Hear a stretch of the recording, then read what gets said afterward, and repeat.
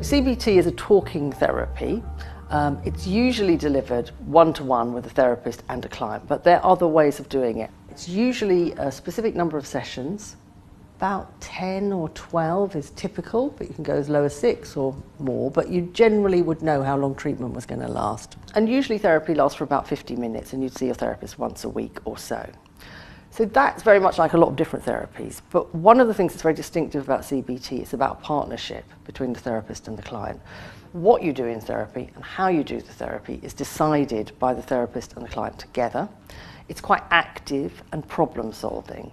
It focuses very much on what's happening now, why problems continue, and what can be done to change that. So what doesn't happen too much is a lot of thinking about the past. The main focus of therapy is to help you live better now and to help you live better in the future. So it's very practical. It appeals to people who want to kind of get on with things and get over problems in a focused kind of way. Traditionally, CBT is delivered one-to-one, so a therapist and a client together in a room. But because CBT is quite structured, it also lends itself to being delivered in other ways. So for example, some people will deliver CBT on the telephone, which is great if you live a long way from somebody and you can't get in and see somebody once a week.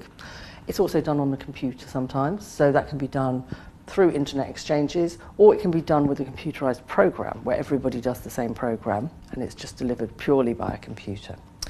And also sometimes CBT is done in a group. So normally it would be individually, but for some people a group setting is much better because they get to hear about other people's experiences, support from group members, and people can kind of really get a sense of kind of community from others. So I think the thing to emphasize really is that there's no one right way. Most people will fit better with one way or another, but the important thing is that there's a choice of methods and that people can get an opportunity to try those out. CBT can be used to treat a range of different disorders. So originally it was developed specifically to treat depression, and that was what it was for. Very quickly then it was developed to treat anxiety disorders.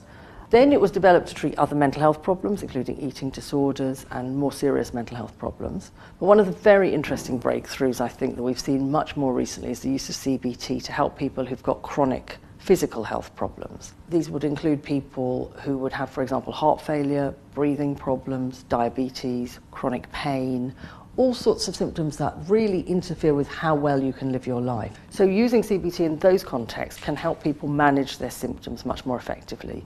That makes them much more able to do the things they want to do, they get more out of life, and sometimes we also see the physical symptoms reduce as well, which is a real bonus. So what we really see is a picture of CBT developing and being applied in different areas with a very strong research base kind of going alongside that to make sure that it is effective. CBT has been very widely researched, and that's one of its core strengths.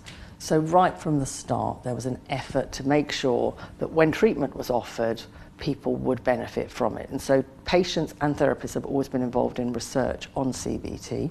We can always improve it, but essentially CBT is a very, very well evidence-based treatment. So it works for a wide range of problems and it is being improved all the time.